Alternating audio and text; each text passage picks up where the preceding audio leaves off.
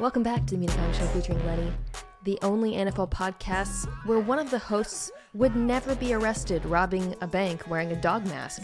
Because he wouldn't have to wear the mask. That's Lenny. I'm Mina Kimes. That laugh you heard is a special guest. Called it a crossover episode. Dominique Foxworth is out spending time with his family. Womp womp. So today, if you listen to this podcast, you already know his voice. That's Nate Tice, one of the co-hosts of the Athletic Football Show. Nate, welcome back. Thanks for having me. The dog mask reference, like, actually, I'm a part of that niche. There's probably like 90% of your audience is like, what are they talking about there? We should probably explain that. Yeah. But okay. I loved it. It's a great pun. It tied in. It's great. That was a great Lenny joke to start. I feel like I have to first start with a caveat. I do not condone bank robbery. This is not a pro-bank robbery space.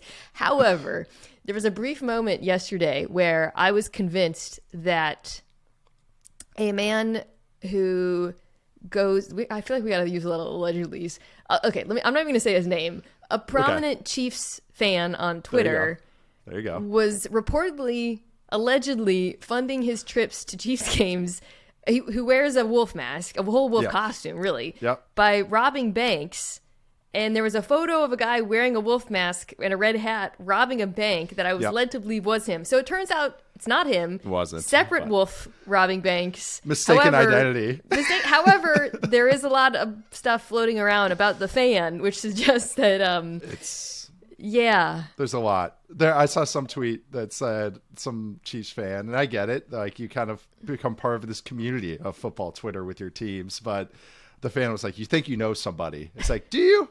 Do you think you know a guy that wears the wolf mask to the games every game? You really think you know him? Is that your buddy? You know his whole family and everything as well? This guy, great Seahawks follow on Twitter, Parker. I forget his last name. Shoot, Parker or something. Lewis. Something like that. Lewis. Yeah, Lews. Yeah. I think.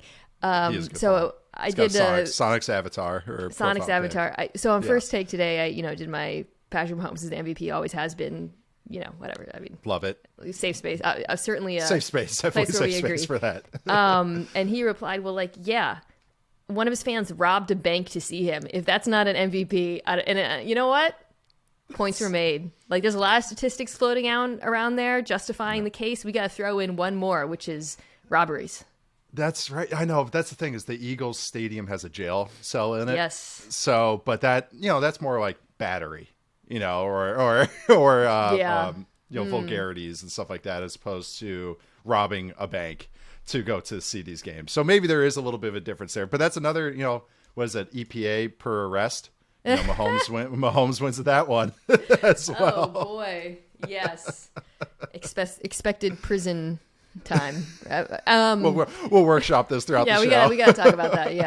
Yeah. There's a lot to discuss there. I will say, wearing the outfit of a prominent fan is the perfect crime, because everybody's gonna pin it on you, or the fan rather, if you dress as a mascot. It's like if after a Raiders game and some guy in a gorilla suit gets arrested, because a gorilla. It's like, well, we can narrow this down. I mean, this seems to be what's happening with the Cardinals front office and coaching staff right now. God, a little mistaken. That story flew way under the radar. Oh my God! But I mean, know what to make of it. If there is going to be mistaken identity in the NFL, especially amongst staff members, it's going to be a bald guy with a goatee. So, if there's going to be one look that you can throw somebody else under the bus, that's going to be the look. But I know that's I still think that might be one of the craziest stories. That's no one is really. It kind of lasted for about an hour and then just kind of went away. I know, but that's a crazy story. For the many people who missed that one, Cardinals assistant coach was let go after something that happened in Mexico, and then has accused Cardinals of pinning something that their general manager, who's now on leave for health reasons, hopefully he's okay, putting it on him. They do look astoundingly alike. So same build and everything. It's okay. A lot of allegedlys needed at the top of this show. There is nothing alleged, however, about your presence on this podcast. It's very good. I'm very excited to have you back. It has been a while, and I'm excited to have you filling in for Dominique.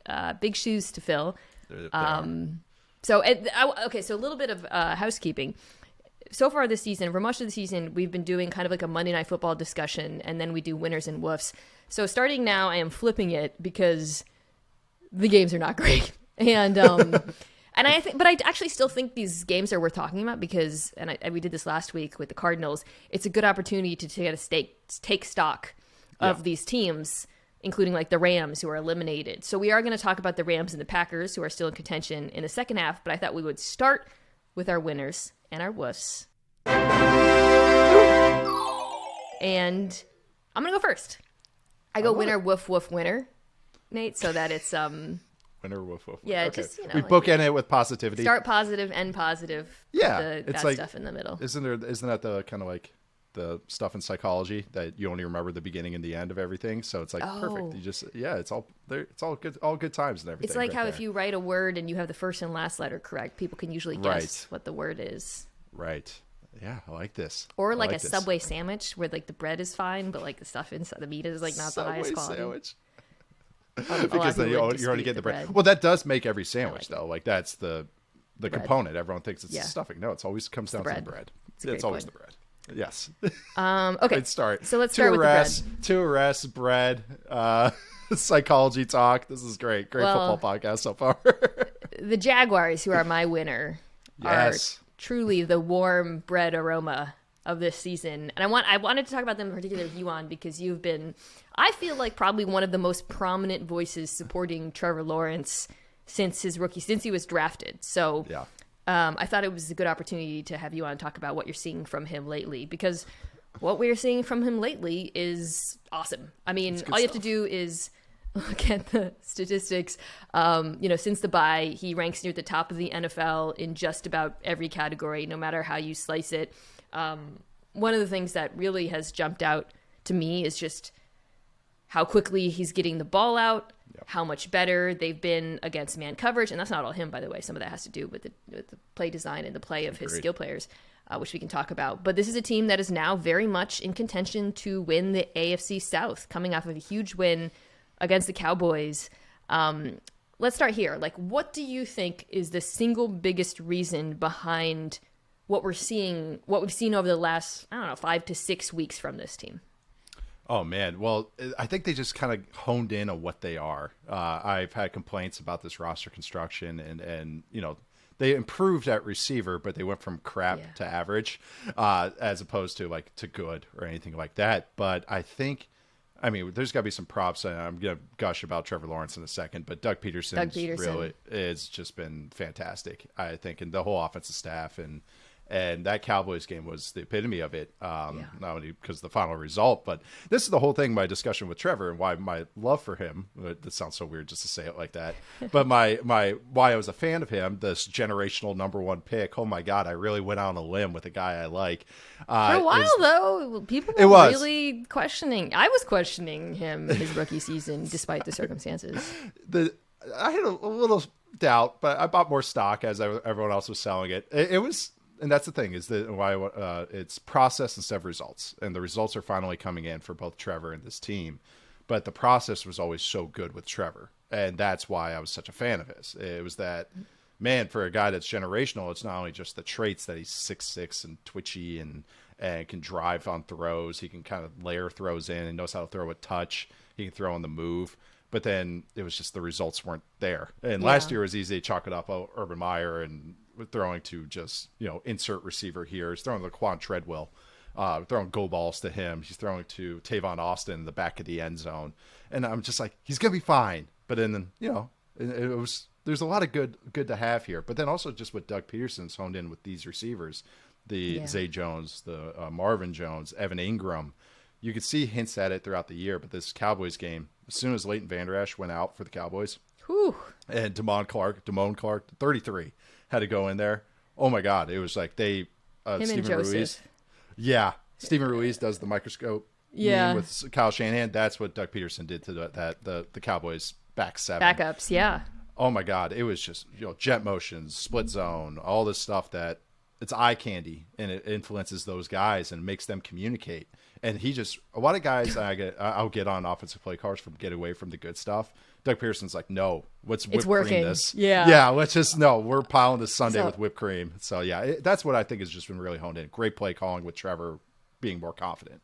Yeah, it's funny because I started off wanting to talk about Trevor, and we will talk about it, but like, this game was kind of more about Peterson for me. Yes. And the winner's the Jaguars, so we're thinking holistically here because we were texting about this because this was an early rewatch for me because we talked about the game on Monday on our NFL Live. Okay, so the Jaguars' run plays in this game were crazy. Yeah. Like, there is so much crazy stuff happening on just about every single one of the. Like, I mean, to your point about confusing those linebackers, they were in hell. But I almost don't even if they were like the starters, I think it still would have been a problem because there was, I mean, just. Well, Anthony Barr was in hell. Like, yes, he was he was struggling. Yeah, and LB went out early, and I'm sure that would have helped. But like, honestly, I can't even. It's not like they're. I mean, and it was also, I think, about the Cowboys, who we're going to talk about a little bit more. This is something replicable to attack them, which is give the linebackers a lot to look at and stretch them horizontally in the run game. I don't think a single end around or reverse in this game didn't go for at least 10 yards. Like, it was... Or a first down, They were in hell. There was fake screens, fake guys in motion, fake counters, fake this. I mean, it was just chaos back there. And, that's... I mean, it's... I think Peterson has kind of realized, like, he doesn't have... It's not the best group of skill players in the NFL, but they're really athletic. And if you can get the ball in their hands and get them into space... This is an efficient offense. Yes. And I think you saw that on display in this game because the Cowboys had no answers for it. At all. And they all played off one another. So he did split zone, which is zone and a tight end crosses the formation. Then he did a reverse off of split zone. Okay, end around. So same thing. Tight end's going across the formation, but then they have the end around going across. And then they had the screen off of the split zone. So it's with the ghost motion and all that. Yeah. And that's the thing with a great point about the athleticism with their guys. Like, how he uses Evan Ingram this is good coaching compared to bad coaching. Yes. Compared to his tenure in the Giants, Evan Ingram is that, okay, the guy runs a 4-4 and change at tight end. Okay, let's run him vertical. Let's just have him go down stretch defense. Doug Pearson goes, no, let's have him go horizontal and just run away from guys. And it works fantastic. This started last week when this was sort of the Evan Ingram breakout game. He had him, Lawrence must have targeted him at like 3 or 4 times on crossers. It worked every time. Like the thing about Evan Ingram, so he was drafted in the first round because of his athleticism. You remember he was incredible at the combine. He is really good with the ball in his hands. Yes. Problem is getting the ball into his hands early in his career. Dicey. So what Peterson has done is like he's really simplified his role in the offense. And again, like to your point, it's about coaching, it's about play calling, it's about mismatches, but it's also about identifying what your players are actually good at. And that's it. Exactly. Like, all these guys are flawed, except for Trevor. He's perfect in every way. But it's the touchdown, the double move to Zay Jones, which was awesome. This is another great little snapshot of coaching, scheme, and understanding matchups. The NFL is all about matchups. There's a lot of good players out there. It's going, it's just like if you're playing Madden or something. Who's my 92 overall against their 72 overall? Okay, let's just pick at it the entire game until it pops. So that double move, against the number one, the corner for the Cowboys, he had a rough day. I know he had a rough day. Yeah. He's a number at this point right now. Yeah, but it's that's not going to be the last you see. No, it's not. It's not. And so they do the double move on him. But so they have Chris Manhertz in the game, the tight end for the Jaguars. When Chris Manhertz is in the game, they were going to run the ball. The Jaguars. Has there ever been a more aptly named tight end than Chris Manhertz, by the way? All right, keep going. I know he wears 84, which doesn't really, he's got to wear like a little more gruff number. He's there to block, ladies and gentlemen. Yeah. Yes. This is the stat I got. So there's been 73 tight ends that have played 200 more snaps this year. He's 72nd of 73 tight ends and the percentage of run to pass. I think they only pass the ball 1/3 of his snaps that he's in the game, and it's usually because of shot plays like that where he's blocking and setting the edge. But again, understanding personnel, I'm not going to have Chris Manhertz run vertical. I'm not going to have him run routes. No, but they know what I know. They know that we're going to run the ball with him in, so let's do a shot play off of it. And we've already shown stop routes on the outside, so it's just playing off one another, and that's just good play design and play calling, and just again understanding personnel. So. It was an awesome Trevor throw. Like, he's throwing it on the move. like off platform. His feet aren't set. He's lining a 50-yard throw on the money. But on top of it, it was great design and great just understanding of what's going on in the game. So, bit of negative news is the Jags did lose their starting left tackle, Cam Robinson. Yes. I actually, and this is, I think, maybe a reason for some hope for Walker Little, whose replacement, who was a second-round draft pick, I believe, and has played some. I actually didn't notice when he came in watching. Right. So I think that, it's concerning. It's mitigated a little bit by the fact that, Little does have experience, and also by the fact that Trevor's superpower is avoiding sacks. This was the one bright spot of his rookie season. I think we talked about this. Like, he finished bottom 4 or 5, along with all the other rookies, in just about every metric except sacks. And when you see that, like, at 6'6", his short area movement ability is remarkable, and it's honestly maybe his best trait as a quarterback, and it's a very valuable trait as a quarterback, because when you avoid negative plays, you can keep drives on time. But it's not a good thing to use your starting left tackle, and of course it's not a good thing against the New York Jets, who do have a talent advantage. Unlike the Cowboys, there are not obvious mismatches to hunt on that defense. It is going to be tougher sledding for Trevor than it was this past week. It absolutely is. That's the thing, is the Jaguars O-line is fine. It's like very replacement level to me, like just very average across the board. Sure, of course they spent big money on, but that's exactly it. Is Trevor, this is again talking about process and results. That's what I would watch Trevor last year, especially as a rookie season. I was like, this guy should be taking 60 sacks. And the fact that he was top 5 in sack rate, or 6 or whatever it was. And then, but on top of it, his I finally get to gush about him, is that when in that process is that he always stayed on time. So there's a lot of things, like when we're going to talk about the Monday night game, you watch a guy like Baker Mayfield bouncing around the pocket. His feet are all out of the whack, patting it, throws late, like trying to gun it in there so the ball sprays. Trevor would be bouncing around the pocket, and he had a couple of really good snaps in this game, and then the ball's out as the receiver's breaking on the route. And that's why why I was so optimistic about him. It's like, if they get some talent around him, this stuff is just going to burst. Like, this stuff is going to look so good because he's doing all the right things. It looks like crap right now. But anyways, going against the Jets defense is really freaking good. It's a legit top 5 defense, good at all 3 levels. I mean, is Quinnen Williams playing? If Quinnen Williams is playing, he was questionable in this last one, so that makes me think probably. But it is Thursday, so that's what I mean. That is huge. Did they hold him out of Sunday to play him Thursday? I'm curious about that, because that I mean, they played well without him, but he is playing exceptional this year. Yeah. And I mean, that's the thing with this Jets defense, is that all 3 levels they have dudes. Their defensive line, they rotate a bunch of guys. They have 2 good corners. Sauce Gardner is fantastic. Their safeties, like Whitehead, it just comes downhill and wants to clothesline every single guy that he comes across. And then one of my most improved players in the entire NFL, and Quincy Williams, the linebacker, Quinnen's brother, has been. I mean, he's super good against the run. He's so good. He's like a banshee. And he tries to spear everybody that comes across the middle. It's actually really fun to watch.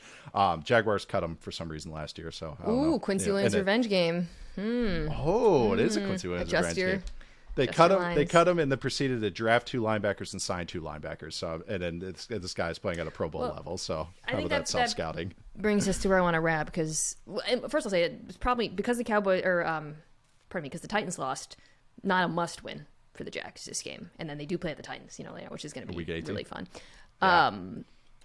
The problem with this team is the defense. 32nd in pass DVOA. That actually shocked me. I didn't think they were that bad, and I think it's probably gotten better. Yeah, it might. There's flashes from individual players on this team. Obviously, Rayshon Jenkins had an incredible game, safety against Dallas. Every now and then you see Walker or Key or various players flash, but they're gonna for them to win and to it looks like they might get into the playoffs. They're gonna have to have shootouts, I think, for the most part. Oh yeah, so still a lot to build on that side. It's an entertaining team. That's the thing, is like they have a lot of like you said with the defensive guys. You're talking about one guy standing out, yada yada. It's like that's exactly what it is. They're not put together at all, but that makes for entertaining playoff football when it's, Yes. 34-31 and lots of big plays on both sides of the ball. Like, that's why even with Dak, and the last interception and everything, Dak was torching him. Like, Dak was on fire the whole game. It's just the same thing. Everyone remembers the end in the beginning. Yeah. So, or they're watching the Red Zone channel and they see the two interceptions that happened. They're like, oh, Dak sucked. And it's like, no, Dak played great. And that's going against that Jaguars defense. No, that's a great point. And hopefully, Trevon Walker can be healthy if they make this playoff run. The fact that he almost played last week is like freaky, and that's what he is. He is a freak. I think they're going to try and move him inside a little bit more, which I think will be really beneficial for him. We'll see if they do. I know they wanted to experiment with it a little bit, so he's got to have his hand in the dirt, and that will give him a path. He's going to be a good player. Like, you see the flashes with him. It's just he has no idea how to play football. Yeah. So I think narrowing what he's good at, I think will really help him. That should help Allen too. Yeah. I think having him. Especially if they're next to each other, I could see that being pretty effective. All right, Nate. Yep. What's your woof? My woof is the Patriots. And why? Patriots. Why would you pick the Patriots? What happened? Even outside of that last play, which has been memed, and I mean, there's a lot to break down on that play. So if you're listening to this, if you don't know what happened, let me give you the gift of looking it up. Just look up Patriots game ending. Okay. That's all you need. That's all you need to see. There's been the Titanic music to it. There's been Benny Hill music to it. That's how you know it's entering the lexicon. It actually jogged a memory from my brain. Like, have I ever seen a play like that? When my dad was with the Raiders in 2015, they had a play like it at the end of the halftime, and it was a learning experience. It was end of halftime. They were fourth down. And Amari Cooper throws the ball back all the way to Derek Carr, like 30 yards. And then they start bouncing it around. And then Michael Crabtree gets the ball and just eats it. And he's like, let's get to halftime. No one remembers it. It was two bad teams going at it on Christmas. It was like a Thursday night Christmas game or something like that. 2015. Someone tweeted it. So I'll you sent me that. Somebody was like, Coop threw a pretty good ball. He did? Amari Cooper has a good arm. He does. And Crab had a good arm too. But anyways, why the Patriots are disappointing to me, or a woof to me, is that this whole Patriots situational awareness seems to be kind of falling apart the last year or two. Yeah. I don't know if I know Belichick is a game situational genius, but I had to hear for 20 years about how all the players and assistant coaches were, they got it too because Belichick was so good at it. Didn't really show up. Jacoby Myers is a good player. Should get paid this offseason. He's a free agent, I believe. But that was it was a boneheaded play, which is just not what you're expecting out of a Patriots team in a big kind of key situation. But also, it's just this.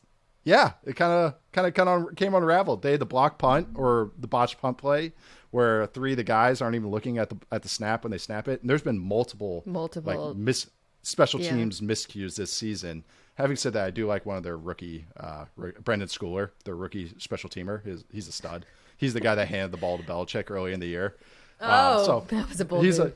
That is a deep pool. It was from like week 3. I know, back when I had energy for the season. But I don't know. This Patriots team is just very this doesn't feel like a Patriots team. And then the offense is very hard. They make it hard on Mac Jones. I actually feel for him. I feel for him too.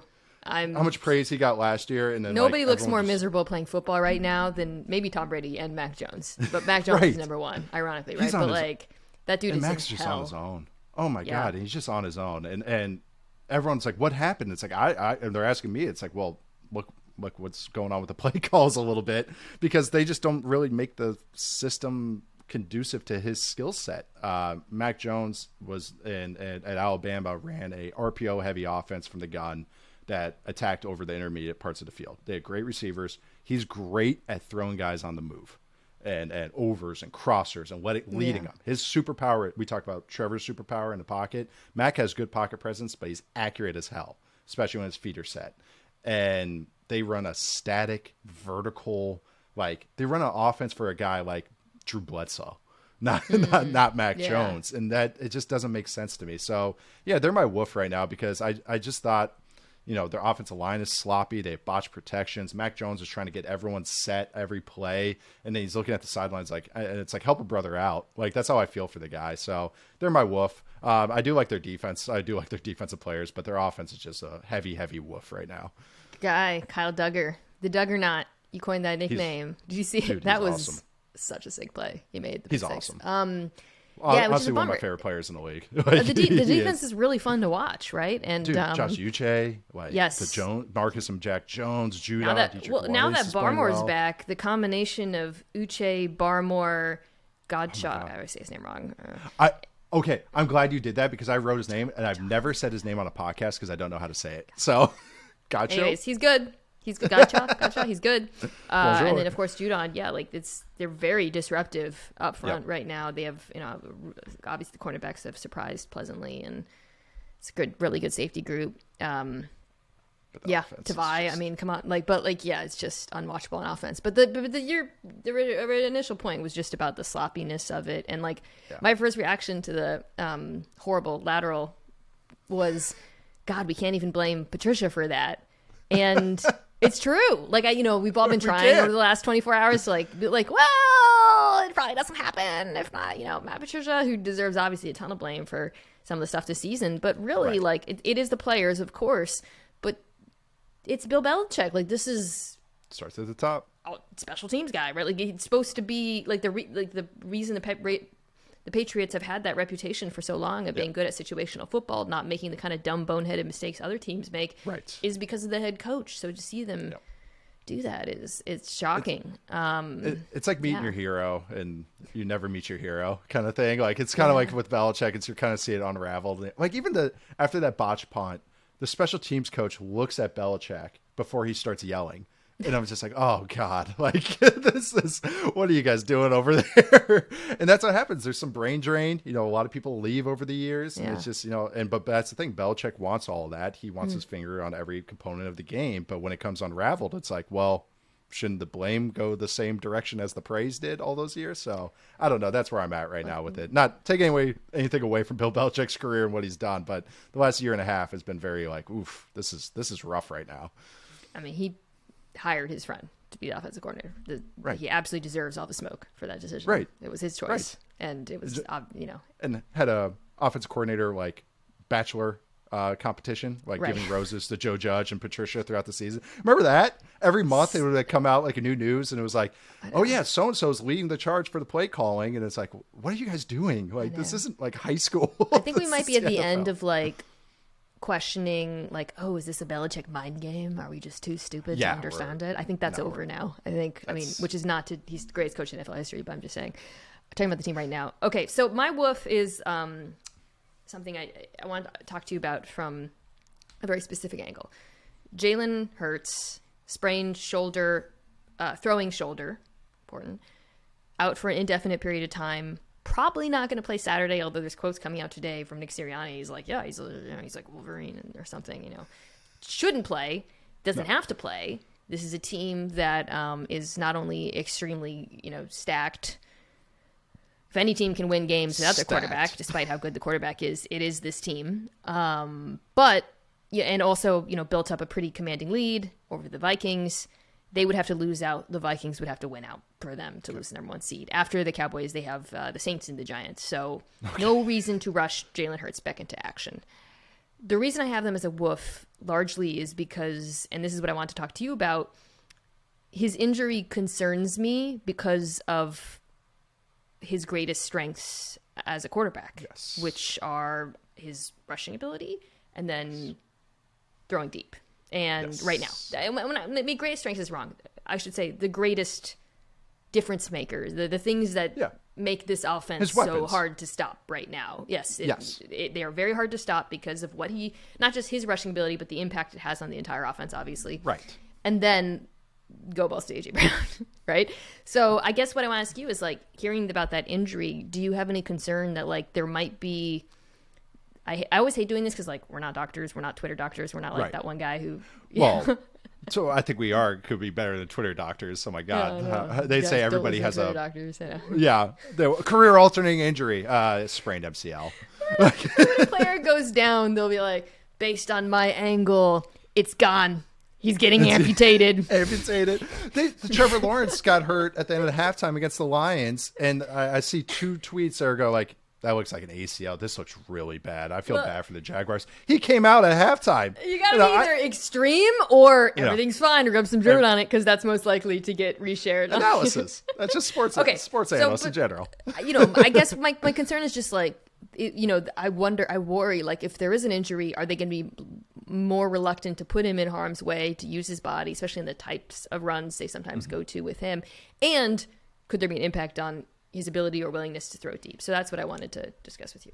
Yeah, did they say it's the throwing shoulder? I actually didn't see that. So he fell. He got driven down on the throwing shoulder. Yeah, there was some I just saw back and forth about this at first, but it is his right shoulder. Okay, so that is concerning, because I originally, when I knew we were going to talk about this, I with Hurts and just like, he's such a unique player, but he has improved so much, and one of the best weapons this year has been those QB sneaks. And Hurts this year has 94 designed rushes.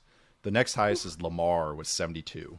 Justin Fields has 64, and no one else has more than 50. So he is like quadrupling the league average for quarterbacks. And if we remember a few years ago, 2019, it would have been, Patrick Mahomes got hurt on a QB sneak. Remember, he hurt his leg, and then we had his ankle, right? Yeah, Chad Henne, a couple starts. And then also another thing I want to bring up too is when Cam Newton won his MVP, he had 132 carries that year. 132 rushes, I should say. And I didn't include the sacks and all the QB hits as well. Hurts has 156 already this year. Whew. These guys wear down, and it doesn't matter how big, how strong you are. I watched this Buffalo Bills offense, and I know some people have frustrations with Ken Dorsey. I actually think he's been doing a good job. But they're trying to. We could talk about that, because I have so many. Yeah, I do too. I have so many Bills takes. I know, but anyways, keep going. But why there's been maybe some frustrations is Ken Dorsey's trying to limit how much they press the easy button, which is, hey, Josh Allen, go run the ball. Yeah. Which is, hey, Ostrich, go. We'll let you out of the pen. Go. It's break in case of emergency. QB draw. Yeah, QB draw. And I mean, watching the Dolphins game when they started struggling, they went right to it. And it's like, but do it 3 times a game. Yeah, exactly. He has 41 designed rushes this year. He had 57 last year. Yeah. That's about the right amount. He has about the same. He has more scrambles this year, but that's a whole nother story. But they're at least trying to find different answers rather than let's have our franchise quarterback get hurt. And I know everyone's like, well, running backs take 200 carries. Yeah. And then what happens to them? And then these guys are not only rushing the ball and taking open field shots, getting hit in the pocket sucks. Like you take some clean hits in the pocket. Those add up. So why I'm bringing all these up is, as Hurts is so strong. They've shown him squatting 5,000 times now. He's a very strong, sturdy player. It's the NFL. And that's why it's so hard to lean into the QB run game or the QB's go do something game or the sneaks and everything. Those hits add up. I've seen Hurts take some real shots, especially like in the red zone when he's trying to score. I mean, he is no qualms with lowering his shoulder, but that's the thing. These are NFL defenders hitting him over and over. So that is a little concerning. I've seen this happen over and over. There's a lot of times I see this on Twitter. Why doesn't every team run QB sneak all the time? They don't want their franchise quarterback to get shattered. Yeah. Because when QB sneaks suck. You get in there and you get hit from 3 different angles. And Hurts his superpower was that he's so good at them and how they really build the offense around them, those short yard situations. But there is a drop off, or there is a flip side to this. It's a two-way street when you do use this type of attack. So it kind of stinks because he's been playing so well and I've really enjoyed it. In the back of my mind this whole season, I'm like, man, do we have to worry about him getting hurt? Because he's taking a lot of hits. Yeah. Well, and then it came up. So it kind of came up naturally anyways, but that's the danger of playing this way.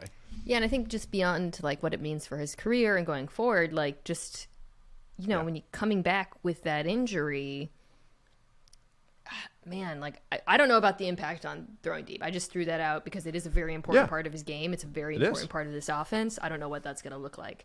But I do know, like, if your shoulder's hurt, you are, like, there's going to be some reluctance for them to, like, I don't know, run power. Like, I separated my throwing shoulder my freshman year of college, and it still hurts to this day. I can't sleep on my right. I can't sleep on my right side. Like, so I'm a backup quarterback in college. I'm not an NFL quarterback getting rehabbing every day, but it does affect you. So sit him as long. I'm holding this like little plant stick. I see. Well, I have my whiteboard pen. Oh, I always hold something. Sit him as long as possible is my verdict. I genuinely believe they can win one of those last 2 games maybe even against Dallas. What we were discussing with Dallas and some of their weaknesses on defense, I do actually think that they can exploit those with Minshew. Minshew is not anywhere close to Jalen Hurts. His arm is not what it is. Obviously, the mobility. He is good at avoiding turnovers, which is probably the single most important thing he can do for this team right now. And I do think, a play action heavy, put him on the move. Yes. I think there's going to be a lot of under center. A lot of under center. Attack some of the I weaknesses. think that'll be the biggest tweak. Yeah. All right. This is going long. Let's get to your winner.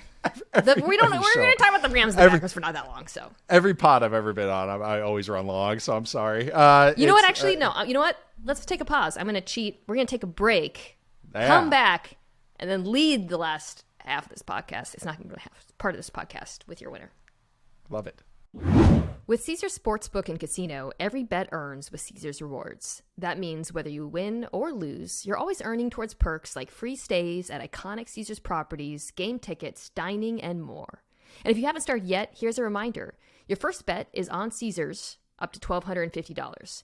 Download the app with promo code OMAHAFULL and place your first bet. If you win, congrats. If you don't, you'll get it all back as a free bet. Okay. If I was to be accused of being a fan of a team right now, I think it would be the team. I mean, other than Seattle, obviously, although I feel like I criticize them more than anyone. It would be the team you're about to talk about, because I am fully Lions-pilled. I love it. I love watching this team. I do too. In professional wrestling, which I'm a fan of, they have baby faces, and they call them a true baby face, like a old school Hulk Hogan, even Stone Cold Steve Austin when he was rolling. He was kind of a tweener, and then they made him baby face. This is a white meat baby face is the Lions, and they're very likable, and they're easy to cheer for, and they have the underdog factor. And then I think how this Lions team is playing. Yes, they're my winner, by the way. Is how they're playing right now, especially since their bye week been, legitimately a top 10 team overall with a top 5, top 6 offense that's just not only just finding their way, adding layers to their offense, which has just been so fun to watch. Since I think one of the things, and I love now that I have access to true media, it's so great for me, is because I can divvy it up this way, is it's really important to look at teams after their bye weeks, especially when it's in the middle of the season. You see a lot of changes. You see self-scouting. You see opponent scouting. They realize, hey, this rookie's been playing a lot better. Let's give him more playing time. That's when you see a lot of playing time shift, is after bye weeks. The good teams anyways do this. And the Lions, since their bye week in week 6, so since week 7, they're 6th in success rate on offense, 4th in pass success rate, 7th in EPA per play, 2nd in EPA per dropback, only behind the Chiefs. 8th in team DVOA, overall DVOA, 10th in offense DVOA, 13th in defense, 6th in special teams, which is also very important. I think they've had 3 fake punts this year. They have at least 2. They might have 3. They're a great situational team. They're 3rd in red zone scoring. This last week against the Jets, that's the thing, is like the Lions didn't score a bonanza of points. The Jets defense is good. It was a good offense versus a good defense. Yes, tough. It was King Kong versus Godzilla. Like, it really was. It was awesome. It's I'm really excited to watch that game in all 22. That's what gets me out of bed in the morning, is not only my newborn son, it's watching Lions offensive line versus Jets defense, all 22. But you watch that game, and on third down designs in the first half, they were gaming up the Jets because they knew the Jets would be in man coverage a bunch. Yeah. So they ran all these man beaters, and then the Jets went, no more. And then the second half, they ran no man coverage on third down. But the receivers, until very important fourth down. Yeah. And speaking of our guy Quincy Williams, they gamed him up a little bit. But Quincy, I know they're off, but their offensive line is a true strength of this team, no matter what metrics say. And they have really good, they have good receivers and a good grouping of receivers with Jameson Williams healthy, but DJ Chark's a nice player. Amon-Ra St. Brown's legitimately a star and very good in situations. And he's a great blocker, which is a very underrated thing about his game. That's why I compare him to Robert Woods coming out, not only because he went to USC. Oh, he's so complete. He's just a complete player. He is. He's just a complete player. But that's the thing. And his biggest knock is that he ran a 4.6. But guess what? They have this guy named Jameson Williams who runs like a 4.28. And what a great, Williams is still getting going. There was one route where he ran in that game, though, where I was like, oh, my God, when they start putting this together. But the combination of him and St. Brown is like, they're amazing. Not the two best wide receivers in the NFL, but those skill sets are so complementary and so good for attacking different kinds of defenses. Yes. And then they have DJ Chark, who's like a true X. And it's that he can run a vertical route tree on top of it. Vertical, this is the talking on both sides of my mouth. There's vertical route tree and then there's speed.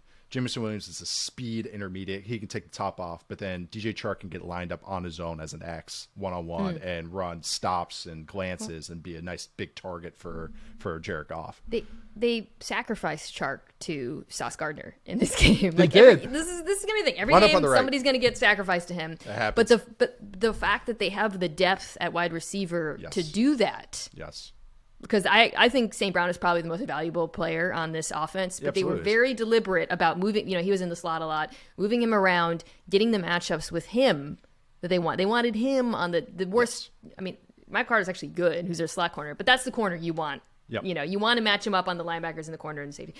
And they Ben Johnson, who's their offensive coordinator, just has so many pieces and options at his disposal, and it really shows. But let's be honest, they won that game because their defense some ass. has showed up. Yes. I thought the Jets would be able to run on them because even amidst the Lions' defensive turnaround, which you highlighted, we've talked about this a little bit. They were the worst defense in the NFL at the beginning of the season, and now they're playing above average, which is incredible, frankly, given where they were. When you have a top 5 offense, that's great. That's all it takes. They have still struggled to stop the run, and I think the Jets have a nice run game. I liked Zonovan Knight. They way more stonewalled him in this game. Yep. I was tweeting about Lynn McNeil earlier, but it was really the whole defensive line. Like Aiden Hutchinson,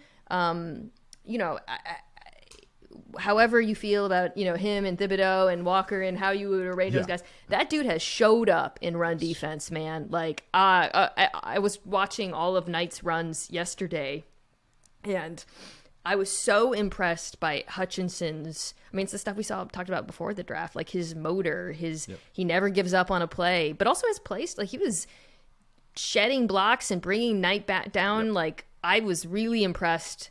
That it just is such. There's so many like ascendant players on this defense. They're not like quite there yet, but they are getting there. That's a good way to put it. Ascending players, and I like. They put them in good spots, just like how their offense does. It's a well-coached team. Like you and I were texting. They tackle really well. That comes down to coaching and want to. Like that's putting a guy. Kuda's a good tackler. Oh my God, I know. And I thought he was fine coming out of Ohio State as a tackler. He's like good. Like I know. It's like Antoine Winfield but tall. But all their DBs are such good tacklers and they're in good spots. They don't. The first half of the year they were busting all the time. And that's why they're so bad. Like. Guys are just running free on them. This kind of the second half of the year, they've just honed in. That's what against the Vikings, especially. Vikings couldn't get anything on the ground against the Lions, and they were just teeing off on their guys. Safeties were triggering right away on runs, which speaks to me that they're honed in on the game plan. Also in that Vikings game, I know they played the Jets, but the Lions against this Vikings offense, Justin Jefferson ended up getting his stats at the end of the game. But how they game planned him out of the game, running double coverage on him, running every time it's first or second down. Yep, cover 2 on him. They had Justin Jefferson was in the backfield and in the red zone, so they're like, oh, and the Vikings, I could tell, like, here we go, we got him 1-on-1 against a linebacker. What the Lions checked into was we're going to drop our defensive end and collision Justin Jefferson on his route, and Kirk Cousins short-circuited. And it's like, but that speaks to me again about game planning and knowing, and these guys know what to do in every situation. And on top of it, they have a Hard Knocks star in Malcolm Rodriguez, which is so good. Finally a Hard Knocks player that's actually like good. I mentioned this vis-a-vis when I was talking about how to defend Stephon Diggs and the Bills. I feel like every time you play the Bills, step one is Stephon Diggs, and force him to be with the other guys. And I mentioned that the Lions arguably had the best game plan for Stephon Diggs we saw all season. They do. And the guys they had on him were, it's Jerry Jacobs. I mean, it's just insert like name here. Yeah. Yeah. I mean, the DBs are playing so much better now. Kirby Joseph had a little bit of a rough one against. I mean, he was responsible for I think some of of crazy broken plays that Zach. I mean, it was just kind of. But that was just chaos ball. Like it was chaos. That's like going to the craps table when you're. That was really the Jets' offense was just chaos ball against them. But if this team, they still need some help to get into playoffs. Obviously, they have to win out, but tough out. Out. Another fun team. Like, you want fun teams in the playoffs. You don't want the Steelers, from last year. No offense, Steelers, but the 2021 Steelers. Yes. Not prime, awesome Steelers. No, last year's version of Steelers with Big Ben tripping over himself. Like, you didn't want that in the playoffs. You want these teams brutal. You want the teams that are able to put up 30 points. Like, that's what makes fun playoff ball. And the Lions are a fun team. They're the baby face of the NFL, at least to me. Do you want to know the terrifying truth, or watch me hit some dingers? All right. Dingers. So usually on Monday night, I take like pretty copious notes. I have about. You text me that you're taking notes, and I was like, "Oh shoot!" Oh my god, no! So ultimately, I ended with like less than 300 words on this game in my little notes. I usually, dude, the Colts are back on Monday night next week. How many night games do they have? I have 178 words on brutal. My notes for this game. There's not much to talk about. The only thing that I think is really the only relevant football material point coming out of that game, I think, for this season anyways, as the Packers remain in contention, is that with Watson and Dobbs on the field, the offense is once again functional. Yes. It is Rodgers, he had some off-target throws, humorous interception, the offense is fine. The problem with the Packers remains their defense. So let's talk about the Packers first and then the Rams, because the Packers are still in the hunt. Unbelievable. Or what do you call it? ESPN put a graphic they said, keep changing it every week. They're like, "Call me maybe" is the phrase they used. I don't know about referencing that. 2011, 2012 songs. Yeah, that's not quite. I like verbs. A 10-year delay. In the hunt, lurking. Lurking's a good one. Loitering. Menacingly staring at the playoffs. I was gonna say staring at the dance floor, like that. That might be one. Yeah. Well, that's the Packers right now. They're on the edge of the dance floor. They're drinking their punch. They are trying to make eye contact with the playoffs. But the problem is, we'll talk about this game tomorrow, or Thursday's pod rather. But the defense just stinks, and the defense. The Rams were running on them. The Rams were running on them. That's all you need to know. Miami is coming. Soft zone coverage against Miami with no press. Although, wouldn't it be incredible if Joe Barry just completely changes everything they do on defense for this game and just goes full heel turn. There you go. Yeah, that's exactly. So I think that'll be it for Green Bay. I think that they're going to lose to Dolphins. That said, looking ahead to next year, increasingly, I think Aaron Rodgers is probably just going to come back. I think so too. Because it's, like we said, the offense is fine. Like it's fine. Yeah, but one more piece. What I want to ask you is, like, how do you fix this defense? Because they're probably going to move on from Joe Barry. Like, is that going to be enough? Because I've owned up to this, dramatically overestimated this unit for the season. Beginning of the season, I was like, there's too much talent. But like, even with the coaching change, do you think that they can improve? Because this is a very, very bad defense. Yeah, I do think they have nice pieces. They need help up front. I think they need more. They have a lot of gap shooters. And when you have a lot of gap shooters, the Cowboys run into this a lot as well. You guess wrong sometimes, or you have two guys in the wrong spot, and an offense can just get 8 yards before they get contacted the first time because they don't have a linebacker cleaning up. Quay Walker's improved. He was good last night. He was really good last night. Yeah. He's shown flashes. It's a rookie. That's the thing is I think the last couple of years we've gotten really spoiled with some rookie standouts. It's like being a rookie in the NFL is really hard. And I think when you see a guy like Quay Walker, yes, going against what offenses do to linebackers these days, as opposed to just running lead ISO at them every play and then getting them going side to side. But I do think they need a schematic change. They got to change it up a little bit somehow. I know they blitzed a little bit more this year than they did last year, but there's just too much where I go back to the Giants game in London, and they're getting where they had to match with base personnel because what the Giants were doing with Saquon and pony personnel. And the Giants were just gaming them up. And the Packers were like, okay, let's just keep running 5-man pressure and running man coverage every play. And so the Giants were like, okay, this is really easy. There's no variability. There's no variance with this defense, and there's no like little change up or knuckleball they throw at you.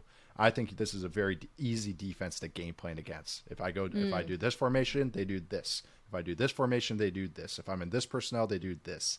And I think that's what's hurting them. They don't have enough true dudes, especially up front. They have some nice players. Kenny Clark's a nice player. They have some guys, but it's just they don't have that true, like, they don't have Aaron Donald to clean things up, or make the they don't force a lot of negative plays for the opposing team's offense, and that adds up. The whole defense at every level lacks physicality. Like the spine in the defense has really, I think, been the problem for them this season. Big time regression for both safeties. Like Adrian Amos was like perpetually underrated for most of his career, but unfortunately he's hit a wall. Yeah, Savage has hit a wall. I mean, when he doesn't play, but like, there's just major issues with tackling again at all three levels. Yep. You talked about how they have gap shooters up front. There's just like they just need like stoutness. That's what they need. And they've not drafted for stout. They emphasize you get Wyatt, speed, and they look like they emphasize speed. That's kind of how it looks. Yeah. So to your point, I just think that it is both a scheme thing and a talent thing. Yeah. Because even if they bring in a new defensive coordinator, they need more heft at all of those positions. Coupled with like some regression from Campbell and Douglas and the guys that we kind of worried you might see some from. You do get Gary back, so hopefully that will help. That was a huge loss in both run defense too, and rushing the passer. Well, that's the thing is these defenses that want to live in too high and do that, they a lot of them were built for old style defenses, more Seahawks style defenses, and or the Legion of Boom's era, where it was like, hey, we're going to get a lot of speed and a lot of gap shooters, and then we'll load it up with more bodies. But now you have light boxes with a bunch of guys that are shooting gaps as opposed to holding gaps and playing gap and a half or two gapping. And that it just doesn't, it's just a mix of, it's just square peg round hole. I think they back up the Brinks truck to Jim Leonard in Madison. And I've been hearing that from Packers fans. There's some rumors, and as I have a Wisconsin helmet behind me.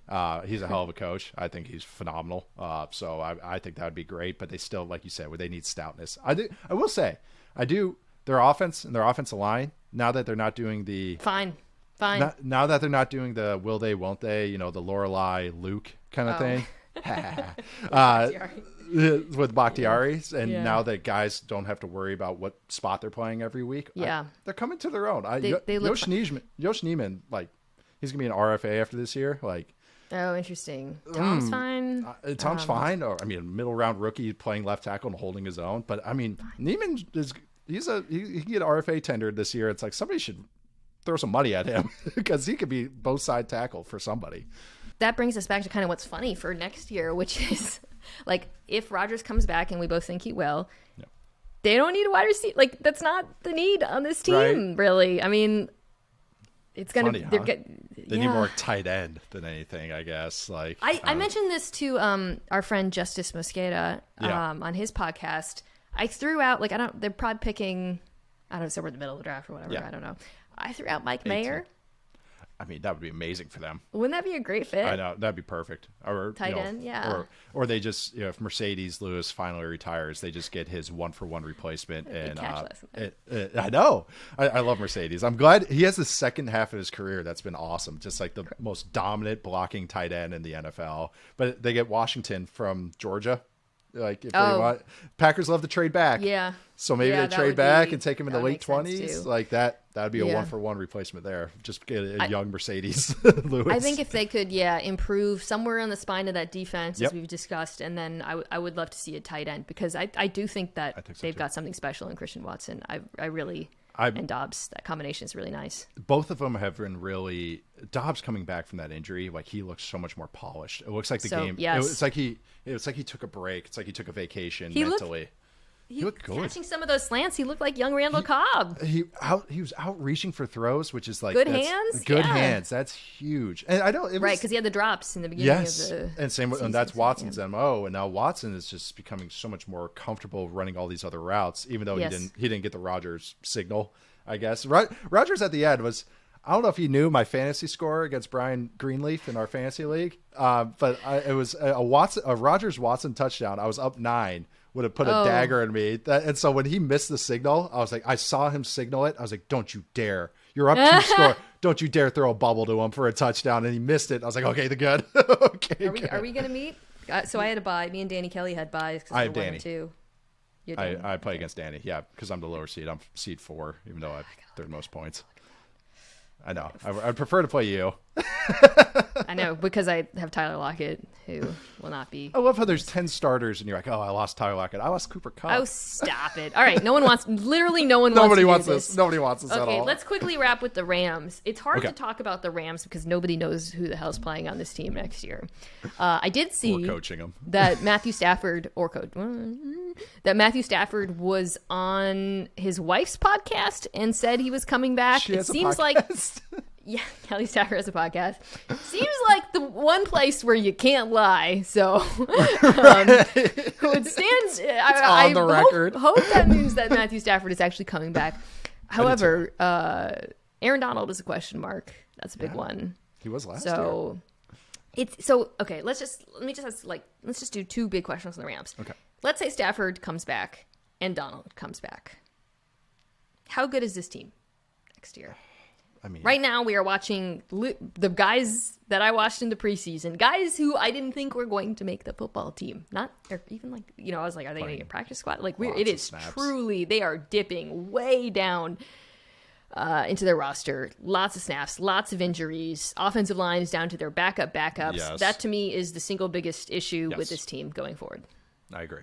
Offensive line and defensive aggression is my other thing. I don't know where Raheem wants to do all this soft coverage, and it just kind of like doesn't add up for me. And then you could even see it last night against the Packers. There's like 2nd and 1s where no DBs like on the screen, and it's like what is this defense? And I don't know. Sorry, that's another thing. But I would say offensive line. Him and Joe Barry were kind of like the Spider-Man pointing though. Yes. Oh my God, that touchdown! What was it? God. The Higbee touchdown, I think, was or is that the one I'm thinking of? There was one where I was like, oh my God, what are they doing? Like they were like 8 yards off. Anyway, I know. Sorry.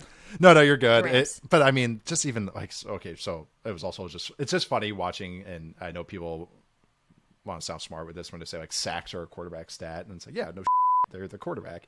But also like watching Baker back there, and it's like, doesn't matter what scheme you get in, there's those happy feet spraying the ball. But like also why I'm saying that is watching Baker try and corral like 15 different bad snaps and going like, wow, this team doesn't even have backup depth for their center, like that can even snap the ball. And so it's not even just the starters, it's just depth, which is, it's a stars and scrubs team. So it makes sense, but when you have a porous O-line like that, like truly porous, it's hard to win. It's hard to win. All before Stafford got hurt. Yeah, it was you have no easy buttons. Like so you can't run the ball for 4 or 5 yards and make it easy on yourself on 3rd down. You have to resort to quick game. You can't drop back and get explosive plays down the field because your offensive line can't hold up. That's what their superpower was last year. They would get into empty, and Stafford was ripping 20-yard throws down the field. And on top of it, so that's just offensive line. Receiver-wise, they're stuck with Allen Robinson. They can't get out of that contract. They still have the same issues. They still have the same issues they faced last year, where it's just no speed at receiver, and the offensive line is wholly in a bad way, not wholly in the religious way. So the offensive line, I was just pulling up their free agents. It is Bobby Evans, the free agent. It was a draft pick a few years ago. It was a pretty early pick. But for the most part, it's going to be the same offensive line you saw at the very beginning of the season. Yeah. So the hope, actually David Edwards who's a guard, is also a free agent. And yeah, so that'll be, Greg Gaines is a free agent. Sneaky big one for them. So anyways, they're, I think the optimistic case for this team is that Joe Noteboom comes back, and he has played at a high level in the past. I think he is better than what we saw before he got injured this year, and having him back will help. I agree. Yeah. And that they can sort of shore up the interior. That would be, to me, and then of course beyond Stafford and Donald coming back, but right, it's tough. They have to hit on every draft pick and get the margin of error is very small with this team. They legit need legit starters out of this draft. Like, and I know that sounds like, oh, that's not that hard, but I mean legit starters, not like we're playing this guy just because he's a 3rd round pick. Like guys that actually can be long-term starters. They need at least 2 from this draft, which is hard for any draft class. And then they also need Logan Bruss, your guy, Badger. Yeah. Who was their second rounder last year and got hurt during the preseason. I think he needs to be a starter and like be competent next year. They have 3 Wisconsin offensive linemen because they got Edwards and they got Havenstein. So they got Rob was one of my buddies at Wisconsin too. He's had a tough year too. I think he's battled some stuff, battled some injury stuff. But man, but that's the thing. How I feel about this team is how I felt about them going into this year. But now it's more one of those where I was glass half full about it. I'm like, hey, McVay will dial it up. McVay will figure it out. And then now watching the first half of this year, I was like, oh, never mind. Okay, this is a little rougher than I realized. So I'm a little more glass half empty about how I felt about him last year. It really is like you put McVay in like the most difficult. Like it's like calling an offense the level of difficulty turned up to all the way to the max. Yep. Entire offensive line wiped out. Yep. To lose Cooper Kupp, you lose and it turns out like players do matter, guys. Players matter. All right. I had someone asked me this. It was Devontae Adams because the Raiders face the most cloud coverage, cover 2 and cover 6, than anybody on first and second down. And someone goes, so what does this mean? I put a one line. I said, Jimmy, it's Jimmys and Joes instead of X's and O's. It's like Jimmy opens up the X's and O's to make it easier for Joe. And that's what players do. Good players make life so much easier for everybody else. Well, you have made my life easier by doing this podcast. Guys, check out Nate's podcast. How many days a week are you on? I'm on 2 days. Sunday show and Thursday show. Yeah. Those are the most important. Appreciate it. Check it out wherever you get your podcasts. The Athletic. Nate, thanks for coming on. Thanks for having me.